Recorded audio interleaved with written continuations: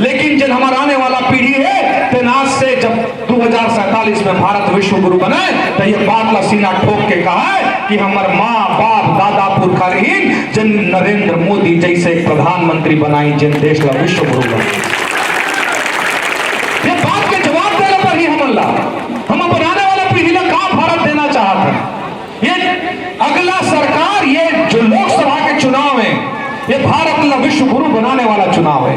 हम 11वां नंबर की अर्थव्यवस्था रहे, नरेंद्र मोदी जी के नेतृत्व में हम 5वां नंबर की अर्थव्यवस्था हो गए। अब वो वादा करे है ये आने वाला 5 साल में हम 3 नंबर की अर्थव्यवस्था हो जाबो। अरे 3 नंबर की अर्थव्यवस्था हो जाबो तो हमला का फायदा, यही सोचत हो तुम्हारे है फायदा।